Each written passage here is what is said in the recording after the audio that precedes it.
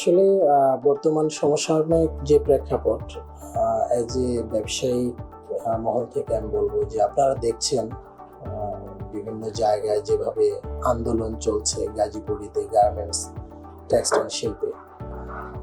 আসলে এই জিনিসটা যদি এইভাবে কন্টিনিউ চলতে থাকে তাহলে দেশে কিন্তু লক্ষ লক্ষ শ্রমিক বেকার হতে খুব বেশি সময় লাগবে না।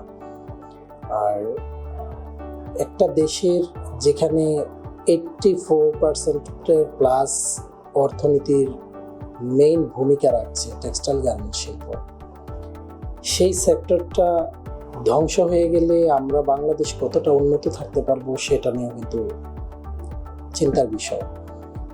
সো আমি বলবো যে প্রথমত ব্যবসা বান্ধব একটা দেশ হতে হবে যদি দেশকে উন্নত করতে চাই। আমরা যতটুকু জানি যে বর্তমান প্রধান উপদেষ্টা আছেন, তার যে যোগ্যতা, তার যে গ্রহণযোগ্যতা, সব কিছু মিলিয়ে যদি আমরা আমাদের জিএসপি সুবিধা সহ যদি বিভিন্ন রকমের আন্তর্জাতিক মহলে ব্যবসায়িক যে ধরনের ফ্যাসিলিটিস থাকার কথা যদি এগুলো হয়, তো সেক্ষেত্রে হয়তো ব্যবসায়িকরা একটু মাথা ঘুরে দাঁড়াতে পারবে। এর বড় একটা রিজন আপনারা জানেন যে গত কয়েক বছর যাবতীয় কিন্তু গ্যাস সংকটে ব্যবসার মোটামুটিভাবে 70% প্রোডাকশন প্রত্যেকটা জায়গায় উৎপাদন ব্যাহত হচ্ছে শুধুমাত্র গ্যাস সংকটের কারণে। তো সেই গ্যাস সংকট এখনো পর্যন্ত কিন্তু একই অবস্থায়, বরঞ্চ দিন দিন আরো খারাপের দিকে যাচ্ছে।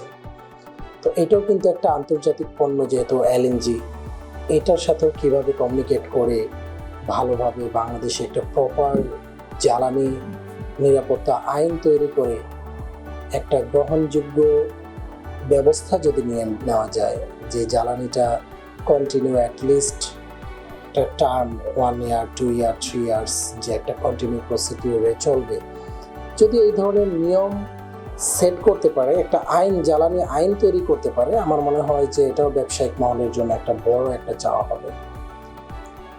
আর এই সিচুয়েশনে কোনো বায়ার আসলে ভিজিট করতে চাচ্ছে না। এর আরেকটা বড় রিজন হলো দেশের সার্বিক নিরাপত্তা।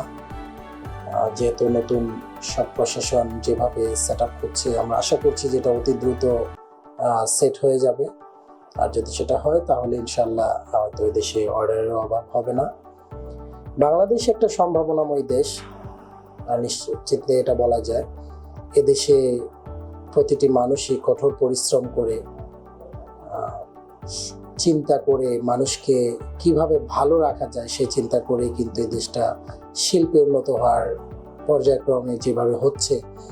তো শিল্পে উন্নত হতে গেলে যেই পিছনের যে কয়েকটা মেইন রিকোয়ারমেন্টের মধ্যে যে জ্বালানি রিকোয়ারমেন্ট, আমি আবারও বলতেছি, এই জ্বালানিটা যদি নিশ্চিত করা যায় আর দেশের নিরাপত্তাটা যদি নিশ্চিত হয়ে যায়, তাহলে ইনশাল্লাহ বাংলাদেশ উন্নত দেশে রূপান্তরিত হতে খুব বেশি সময় লাগবে না। আর আমরা বাংলাদেশে আপনারা জানেন যে সেই রানা প্লাজা ধসের পর থেকে অনেকগুলো গ্রিন প্রজেক্ট তৈরি হয়েছে, যেই সবুজ কারখানাগুলো সারা বিশ্বের বুকে বাংলাদেশকে নতুন রূপে ব্যবসায়িক আঙ্গিকে চিনিয়েছে। সো এইটা বাংলাদেশের জন্য একটা বিগ অপরচুনিটি, যে এই ইন্ডাস্ট্রিগুলো যদি বেঁচে থাকে, ভালো থাকবে বাংলাদেশ। তো সেই ধারাবাহিকতায় মিথিলা গ্রুপ আমরাও একটা গ্রিন ফ্যাক্টরি করেছি। আপনারা জানেন যে lead platinum certified factory, oven সেক্টরে ওয়ার্ল্ডের প্রথম একটা ডাইং ইন্ডাস্ট্রি। সেই ইন্ডাস্ট্রিতেও MS লারির মতো একটা মেশিন যোগ হয়েছে, যেটা ডিসপার্স জগতে, ডিসপার্স প্রিন্ট মানে পলিস্টার অর্থাৎ সাস্টেনেবল প্রোডাক্ট, বা আমরা এই প্রোডাক্ট হিসেবে যদি বলি সাস্টেনেবল প্রোডাক্টের মধ্যে এইটাকে ডিরেক্টলি প্রিন্ট করা যায়। যেটা একটা সময় ছিল যে পেপার প্রেস করে যে ডিসপার্স প্রিন্ট করতো, সেটা কিন্তু এখন ডিরেক্টলি ডিজিটাল প্রিন্টে হবে। তো এইটা আমাদের জন্য আরেকটা বড় একটা সম্ভাবনাময় আমি মনে করি এটা বাংলাদেশের জন্য। সো এই সব কিছু ডিপেন্ড করছে এন্টায়ার সিচুয়েশন, যদি আল্লাহর রহমত এই বাংলাদেশের উপরে আসে এবং যদি এটাকে ভালো করতে পারে, আমার বিশ্বাস ইনশাআল্লাহ বাংলাদেশ অবশ্যই মাথা উঁচু করে দাঁড়ানো। কারণ আমরা তো আসলে সবসময় চাই আমরা যারা এন্টারপ্রেনার এদেশের মানুষের ভালোর জন্য এদেশে ইনভেস্ট করেছে, যারা এদেশ থেকে টাকা পাচার করে অন্য দেশে চলে গেছে তারা এক ধরনের ভালো, আর আমরা যারা এদেশে ইনভেস্ট করে আছি তারা কোন ধরনের ভালো, এটা এদেশের মানুষকে বুঝতে হবে। সো এদেশের মানুষকে সেটা বুঝেই কিন্তু এদেশের মানুষকে এন্টারপ্রেনারদেরকে কি ভালো রাখবেন নাকি যারা পাচার করেছেন তাদেরকে ভালো রাখবেন।